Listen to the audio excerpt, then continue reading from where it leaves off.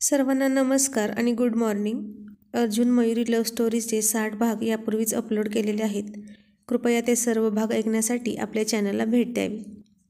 मयुरीने सचिन आणि लताचं औक्षण केलं आणि दोघेही आत आले आणि अर्जुन मयुरीच्या शेजारी जाऊन उभा राहिला आणि सचिनला म्हणाला, चल जोडीने पाया पड आता. आणि मयुरी म्हणाली, अहो काय हे, तुम्ही काही खूप मोठे लागून गेलात का? हो मग 1.5 महिन्याने मोठा आहे मी त्याच्यापेक्षा. आणि लता अचानक पाया पडण्यासाठी वाकली. तसा सचिनही वाकला आणि अर्जुनने त्याला वरच्यावर धरला आणि म्हणाला, ए यार गंमत करत होतो रे, तू पण ना. अहो भाऊजी, तुम्ही काय त्यांचं मनावर घेताय? त्यांना तुम्ही ओळखत नाही का? आणि सचिन म्हणाला, हो वहिनी ओळखतो ना, मानाने नसला तरी मनाने खूप मोठा आहे हो, म्हणूनच मला त्याला नमस्कार करायचा होता. तो सांगतोय म्हणून नाही, मलाच मनापासून वाटलं म्हणून. मग अर्जुनने त्याला मिठीत घेतलं आणि घट्ट आलिंगन दिलं. सचिनचे डोळे भरून आले होते आणि मयुरीचेही. तिला सचिन आणि अर्जुनची जोडी पाहून कृष्ण सुदामाची आठवण झाली. आता मयुरीने सर्वांसाठी चहा ठेवला. सचिन आणि लता वेगवेगळ्या रूममध्ये फ्रेश झाले.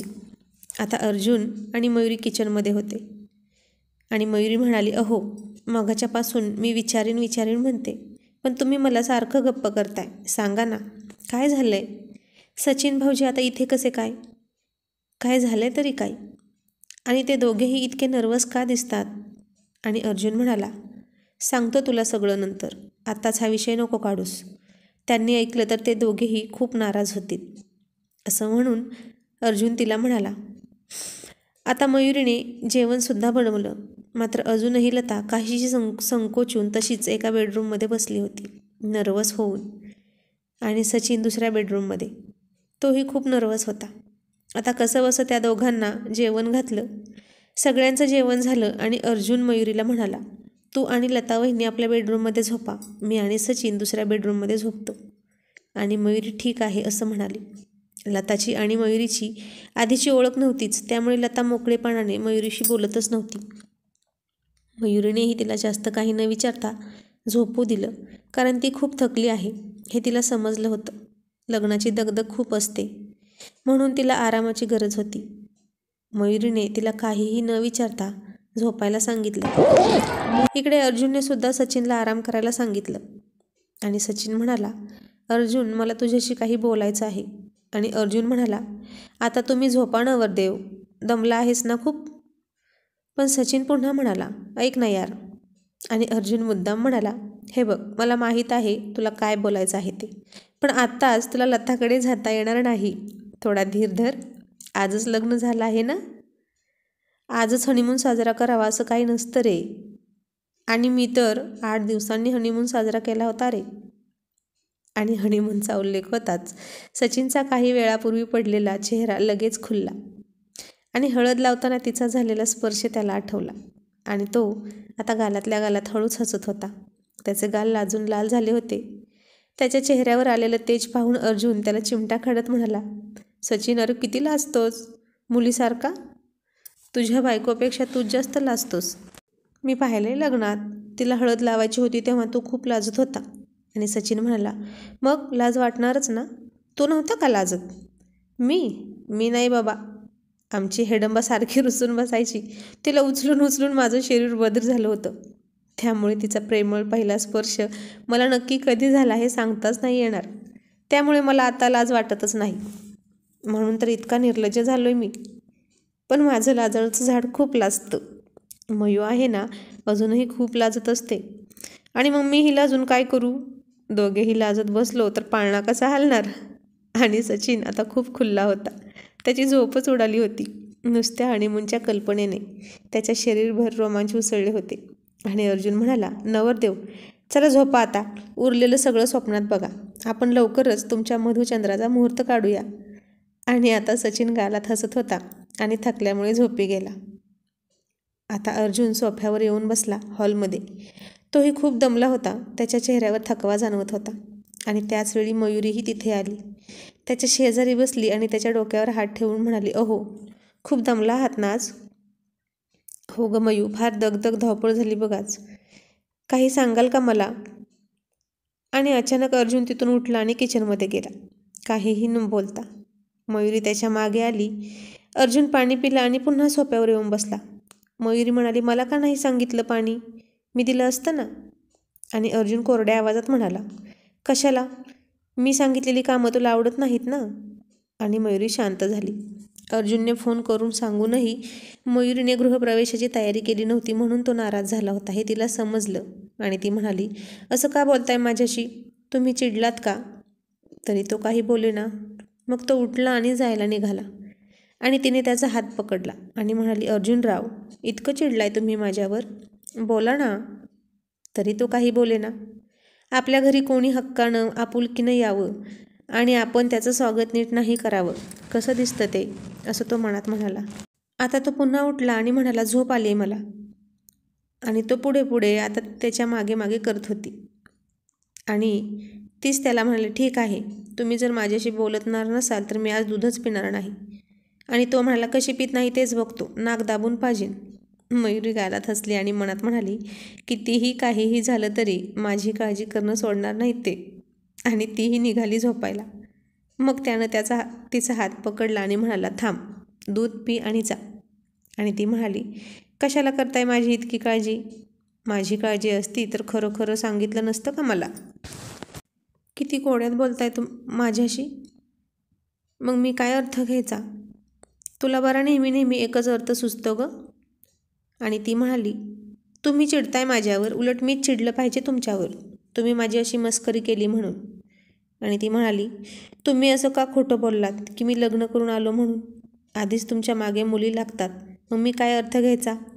अगं कुठं खोटं बोललो मी तुझ्याशी? लग्नच करून आलो म्हणालो की नाही? अर्जुन तिला शब्दात पकडण्याचा प्रयत्न करत होता. आणि ती म्हणाली, मग आरतीचं ताट तयार कर, नव्या नवरीचं स्वागत करायला म्हणाला की नाही? पण नवरा नवरी कोण आहेत हे नाही सांगितलं तुम्ही. मग मला वाटलं की तुम्हीच आहात नवरदेव आणि तुमची नवरी. मी किती घाबरले होते. तुम्ही त्याच वेळी का नाही सांगितलं की सचिन भाऊजी आणि लता येत आहेत म्हणून? तू तरी कुठे विचारलंस, मग मी का सांगू? मयुरी म्हणाली, मला तरी स्वप्न पडलं आहे का तसं विचारायला? आता अर्जुन आणि मयुरीची शाब्दिक जुगलबंदी सुरू होती. आणि मयुरी म्हणाली, मी किती घाबरले होते, मला वाटलं खरंच तुम्ही दुसरं लग्न केलं की काय, आणि घाबरून बाळाला काही झालं असतं तर? अर्जुन म्हणाला, त्याला कशाला काय होईल? आणि असल्या भंकस कल्पना करत बसतेस कारण दिवसभर नको ते सिरियल बघत बसतेस ना. आणि मी का तुला घाबरवीन? आता तुझीच घाबरून घेतलंस, त्याला मी काय करू? मग मी म्हणालो तसंच झालं ना. आणलं ना नव्या नवरीला आणि नवरदेवाला, म्हणून म्हटलं होतं तयारी कर, पण तू काहीच तयारी केली नाहीस. आता मयुरीला जाणवत होतं की अर्जुन तिच्यावर असा सारखा सारखा का चिडत होता. तो बदलला आहे असं तिला वाटायचं, पण खरं तर मयुरीच बदलली होती. गरोदरपणामुळे असेल, पण याआधी ती अशी त्यानं कामं सांगितली की लगेच करायची, आणि तिने ते केलं नाही असं कधीच झालं नव्हतं. अर्जुन तर फक्त समोरच्या ॲक्शनवर रिॲक्शन देत असतो. आता तो उठला आणि टॉयलेटला निघाला. तशी मयुरी त्याच्या मागे मागे निघाली. आणि अर्जुन मागे फिरून म्हणाला, आता तिथे पण येतेस का? चल, येतेस? आणि मयुरी हसून मागे फिरली. मग तो बाहेर आला आणि तिने त्याचा हात हातात घेत म्हणाली, हो, आय लव्ह यू. चिडलात का माझ्यावर?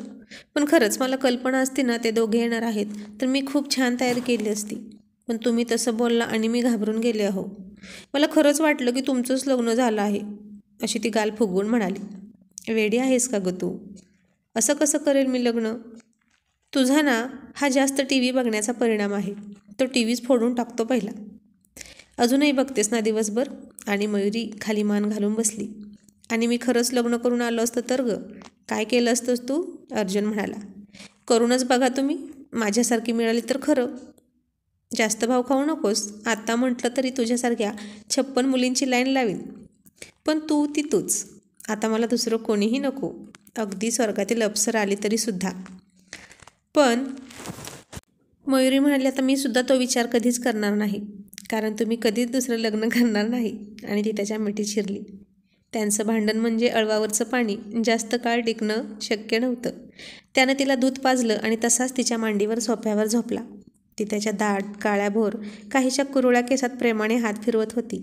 आणि त्याला म्हणाली, पण हे दोघे इथे कसे आलेत? आणि अर्जुन म्हणाला, अगं खूप मोठं रामायण घडलं बघ आज. आणि ती आश्चर्यानं म्हणाली, का? असं काय घडलं? अगं तुला सांगितलं होतं ना, सचिनचा सासरा आणि बाप दोघेही महाबिलिंदर माणूस. सचिनचा बाप हुंड्यासाठी अडून बसला होता. ठरलेल्या रकमेपेक्षा कमी रक्कम देत होता त्याचा सासरा. म्हणाला, मी इतकंच देऊ शकतो. आणि त्याचा वडील हुंड्याची पूर्ण रक्कम पाहिजे म्हणून हटून बसला होता. मग? अरे देवा, मयुरी म्हणाली. आणि अर्जुन म्हणाला, मी खूप समजावलं दोघांनाही. हुंडा देणं आणि घेणं दोन्ही कायद्यानं गुन्हा आहे म्हणून. पण दुर्दैवाने आपल्या समाजाला ते अजूनही समजलं नाही. सचिनचे वडील काही केलं ऐकायला तयार नव्हते. हळदी लागल्या, लग्नाचा मुहूर्त जवळ आला होता. सचिन आणि लता दोघेही बोहल्यावर उभा होते, मुंडावळ्या बांधून. आणि सचिनच्या मावशीने काडी टाकली. सचिनच्या वडिलांना ती फुगवत होती. आणि मग काय, तोही फुगला टम्म शेंगदाण्यासारखा. म्हणाला, हुंडा मिळेपर्यंत लग्न होऊ देणार नाही, नाहीतर आत्ताच निघालो नवरदेव घेऊन. आणि तसा सचिन हवालदिल झाला. आणि भरीसभर म्हणून त्याच्या 2 वहिनी म्हणत होत्या, आमच्या वडिलांकडून इतका हुंडा घेतला, आता लताच्या वडिलांकडून पण पूर्णच घ्यायचा, नाहीतर आम्ही विहिरीत जीव देऊ, असं म्हणाली ती चक्क. आणि सचिनच्या वडिलांवर दबाव आणत होत्या. आणि इतक्यात अर्जुन तिला म्हणाला, वहिनी, त्या तिकडची विहीर पाण्याने काठोकाठ भरली आहे बघा, त्याच विहिरीत जावा. आणि तिने अर्जुनकडे मोठे डोळे करून पाहिलं. नुसती पोकळ धमकी, नो ॲक्शन, असं काम होतं तिचं. लताचं लग्न मोडलं की सचिनच्या मावशीला खूप आनंद होणार होता. कारण लताच्या वडिलांच्या घराची नाचक्की झाली म्हणजे यांना लॉटरी लागल्यासारखा आनंद. आणि लग्नाचा मुहूर्त टळूनसुद्धा गेला. मला तर वाटत होतं की सरळ पोलिसांना बोलवावं आणि सचिनच्या वडिलांना अटक व्हावी. पण काय करणार, हात बांधले होते ना. सचिनने तर आता धीरच सोडला होता. डोळे जवळजवळ पाण्याने भरले होते. एकतर इतक्या मुश्किलीने लग्न जमलं, लग्नाची तारीख काढली तीही इतक्या उशिरा. आता कसं तरी लग्न होणार होतं, त्याचं प्रेम त्याला मिळणार होतं. पण ही पणवती लागली होती. नशीब त्याची फार विचित्र परीक्षा घेत होतं. आता जीव द्यावा असं त्याला वाटत होतं, पण या लालची माणसांना त्याचं काहीच देणं घेणं नव्हतं. त्याच्या मनाचा विचार कोणीच करत नव्हतं. आणि काहीही झालं तरी मी याच मुलीशी लग्न करेन, तेही याच मांडवात, असं म्हणायची सचिनची हिंमत नव्हती. आता जर लग्न नाही झालं तर या जन्मी त्याचं लग्न होणं शक्यच नव्हतं. आणि बहुतेक ब्रह्मचारीच मरणार असं त्याला वाटत होतं. आणि त्यानं अर्जुनकडे पाहिलं. कोणीच ऐकत नाही म्हटल्यावर सगळी रॉयल गँग एका ठिकाणी आली. अर्जुनने सचिन आणि लताला विचारलं, तुम्हा दोघांना लग्न करायचं आहे का एकमेकांशी? सचिनने लताकडे पाहिलं आणि ती मान हलवून हो म्हणाली. दोघांनीही होकार दिला. मिया बीबी राजी तो क्या करेगा काजी म्हणत अर्जुनने सर्वांच्या नजरा चुकवून त्यांना गाडीत बसवलं आणि एका मंदिरात नेऊन दोघांचंही लग्न लावलं. आणि सचिनच्या लग्नाचं घोडं एकदाचं गंगेत न्हालं. मग मयुरी म्हणाली, कोणाला कळलं नाही का तुम्ही असं केलं ते? कोणी काहीच कसं म्हणालं नाही? नवरा नवरी मांडवातून गायब झालं म्हटल्यावर? अगं फोन आला होता त्याच्या वडिलांचा, आत्ताच्या आत्ता तू परत ये, खबरदार जर त्या मुलीशी लग्न करशील तर, असं म्हणाले ते. पण आता त्याचा काहीच उपयोग नव्हता, कारण लग्न झालंच होतं ऑलरेडी. आणि ते म्हणाले, मेलो तरी तुझं तोंड पाहणार नाही, आता पुन्हा घरी यायचं नाहीस, तू तिकडंच तोंड काळं कर तुझं. लताच्या वडिलांचाही फोन नाही आला. त्यांना तर बरंच होतं, हुंडाही वाचला आणि पोरीचं लग्नही झालं. आणि आता लग्न झालं तर दोघांना ठेवणार कुठे, असा प्रश्न पडला. मग सगळ्यांचं एकमत झालं की अर्जुनच्या घरी ठेवायचं. अर्जुनचा सुद्धा हाच विचार होता, कारण अशा फिल्मी स्टाईलने आणि धूम स्टाईलने लग्न करण्यात अर्जुनराव खूप तरबेज, आणि ते नेस्तरण्यात सुद्धा. आणि मयुरी म्हणाली, खरंच हो, अगदी योग्य केलं तुम्ही. आणि अर्जुन तिला म्हणाला, मग आपलं लग्न झालं तेव्हा का शिव्या घालत होतीस मला?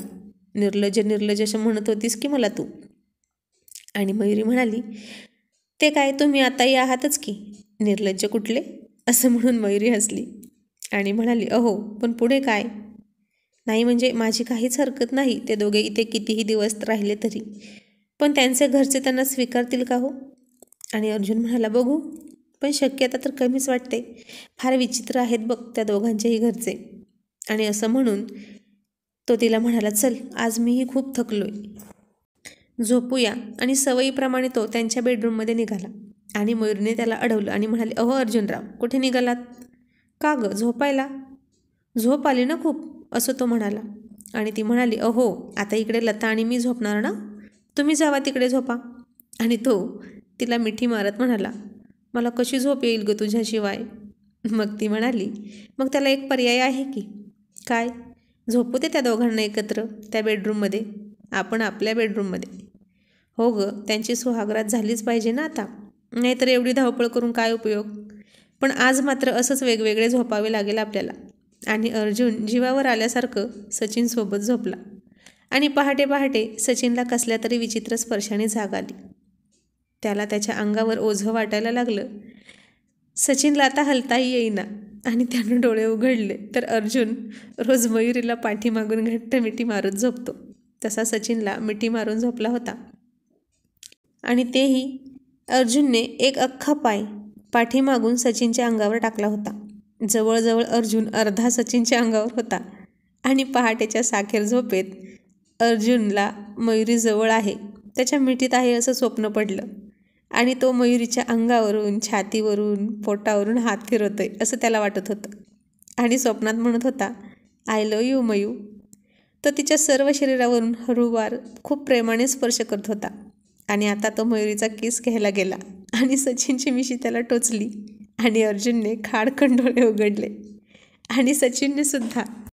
ए गाढवा, तुला लाज वाटते का रे, असं म्हणत अर्जुनला दूर ढकललं. सचिनने अर्जुनला इतक्या जोरात ढकललं तसा अर्जुन बेडवरून धाडकन खालीच पडला. आणि अर्जुन झोपेतून जागा झाला. अर्जुन कितीही दमला तरी मयुरीची स्वप्न पाहायला थकत नव्हता. आणि सचिन म्हणाला, ए नालाय का, कसला डेंजरस आहेस रे तू. आता मला जाग आली म्हणून मी वाचलो, नाहीतर तू माझं चारित्र्य हननच केलं असतंस.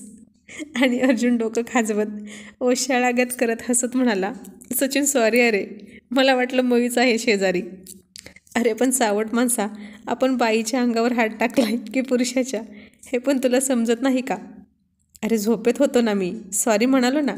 आणि सचिन हसायला लागला. आणि अर्जुन त्याला म्हणाला, तुला आता लवकरच वेगळ्या बेडरूमची सोय करतो बाबा, मी नाही माझ्या बायकोशिवाय झोपू शकत. आणि सचिन हसत म्हणाला, पक्का चावट आहेस हा तू. बायको शेजारच्याच रूममध्ये आहे तरी किती मिस करतोस तिला. इतकं प्रेम करतो का तो वहिनीवर. मग आणि तीसुद्धा माझ्यावर तितकंच प्रेम करते. बघ, तिलाही रात्री झोप नसेल लागली लवकर. पण तू कसं काय एवढा गाढ झोपला होता रे, तुझी झोप नाही का उडाली. तुझी पण बायको शेजारच्याच रूममध्ये आहे ना, फक्त ही भिंत आहे बघ मध्ये. आणि सचिन म्हणाला, मी नाही बाबा उतावीळ, मला कुठं अजून सवय लागली आहे तिची अशी तिच्या अंगावर पाय टाकून झोपायची. मी आपला सरळ झोपतो, इकडे तिकडे हलतसुद्धा नाही. आणि अर्जुन म्हणाला, मी पण लग्नाच्या आधी असाच सभ्य माणसासारखा झोपायचो हां, अजिबात हालायचो नाही. पण लग्न झालं की सगळ्या चांगल्या सवयी जातात आणि वाईट सवयी तेवढ्या लागतात. आता मी आधीसारखा रोज व्यायाम पण करत नाही लवकर उठून, कारण आता रात्री झोपायला उशीर होतो ना. आणि सचिन म्हणाला, मी नाही बाबा तसं करणार, मी माझ्या सवयी बदलणार नाही. आणि अर्जुन म्हणाला, बघू ना बघूच, आता घोडा आणि मैदान जास्त लांब नाही. आणि सचिन हसत मुद्दाम त्याला म्हणाला, मग तू आज तिकडे झोपायला जा आणि तिला इकडे पाठव. का रे, तुला दम निघत नाही का तिच्याशिवाय.